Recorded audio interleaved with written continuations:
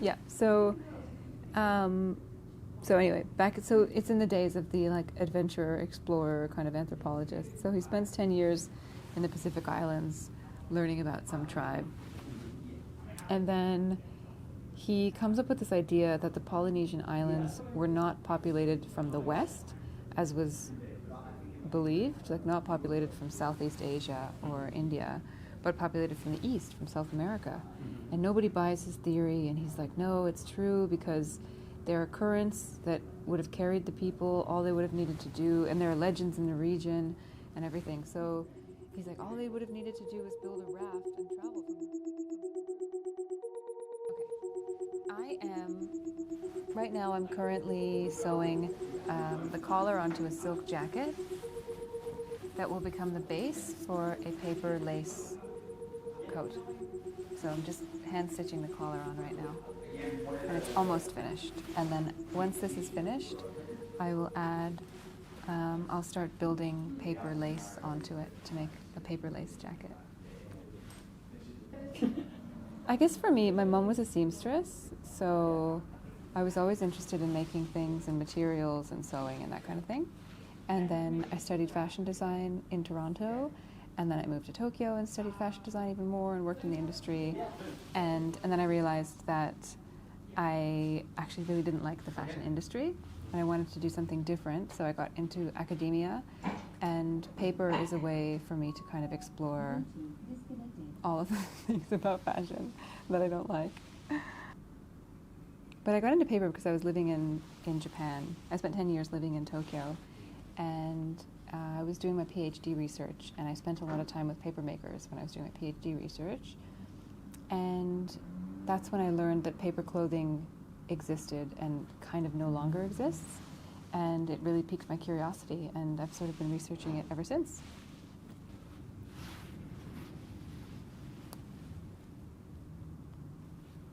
And I'll ask you, would you describe this as sustainable fashion? I think sustainability is a really challenging word to pin down. And there are aspects of it that I think some people would describe as sustainable in terms of the kinds of materials that we use. So, of course, everything is regenerative and recyclable and made in small batches and small scale and made by hand. But I'm not sure if you could say 100% that it's sustainable or not. I think maybe that's just me overthinking what sustainability means, but it's a lot of things that are in opposition to the, I guess, dominant kind of way or the more commercial way that fashion is produced and consumed. That's for sure. Our work is very slow. It requires, I guess, like a different kind of care and a different kind of approach and engagement with the work as well. Yeah, it's very different from the typical kind of clothing you would buy in a shop.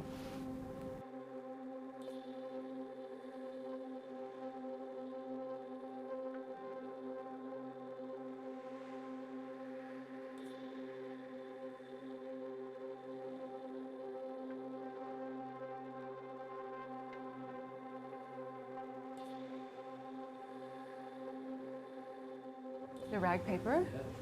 The process for making the rag paper, well, first you need to cut up, sorry, I'm just going to jump from the camera. First you need to cut up some rags. So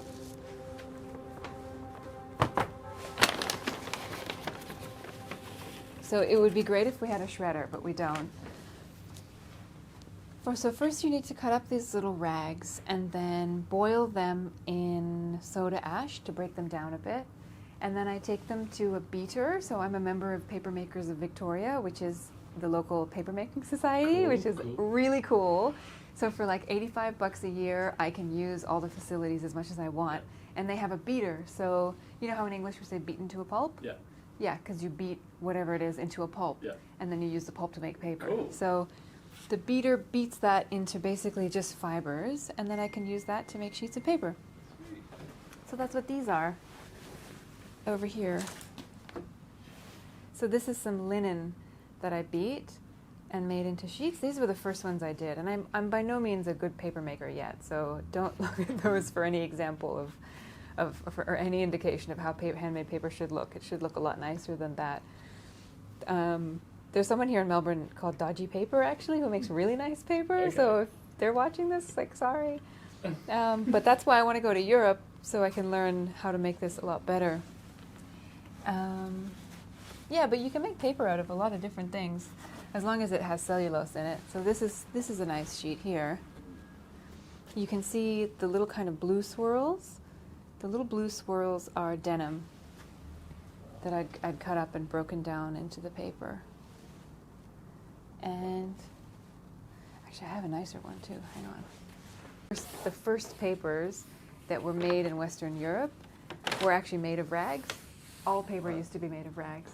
So paper in the East, so paper was first invented in China in like the 10th century. And it was made from the paper mulberry tree. But in the West, in Western Europe, they didn't have the mulberry tree, so they had to make it out of something else. And we're talking like hundreds of years later.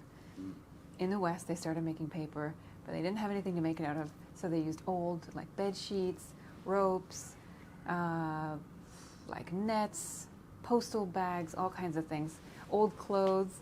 So you'd have this rag and bone man who'd walk around the city and collecting bones and rags. They'd go door to door, and they'd have this, like, donkey with a cart kind of thing, you know. You can have an image in your mind, right? And yeah, they'd go and they'd collect rag and bone for bone china, and then rag for paper making. And they'd go and take it to the mills and get it processed into paper. So all paper used to be made of old clothes. There are a few people who are making clothing out of paper. However, there aren't many people in fashion who are making products for people to wear.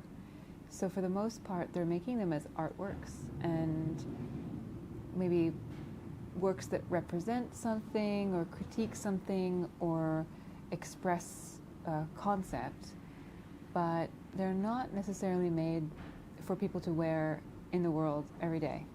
And I would really like to use this material practice as a way of making things for people to wear. I really want people to actually engage with these things and wear them. So that's the real test.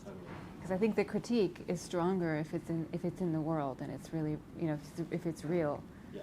And not to say that works that are in galleries are any less than, but that's really the challenge for us, I think, that Jake and I have taken on, is to say, okay, we can propose all of these things and we can talk about sustainability, but can you have any impact if nobody actually wears the things?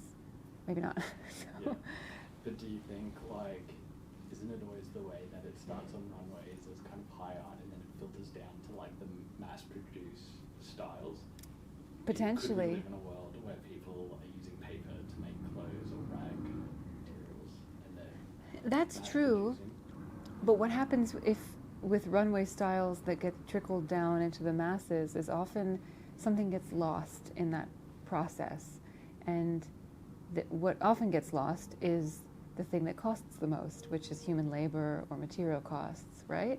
So if it was to be adopted widely, you may end up finding that it's not real paper, or it's a Tyvek, or it's not a handmade paper, and it's not supporting the artisans that we support when we buy the paper. We know where everything comes from. We buy it directly from the makers. We have it custom made. So yeah, I don't know. There's a certain question, I guess, of scalability, where you say, okay, if we could mass produce these paper garments, what would happen to them? You know, what happens if someone copies it? If H&M starts making a paper style dress, it's probably not going to be made of paper. You know what I mean? They're probably going to want to make something that you can launder in the washing machine. So then it's going to be made of a polyurethane or something horrible, you know? So I don't know. Yeah, but I would love to see lots of people on the street wearing paper, of course.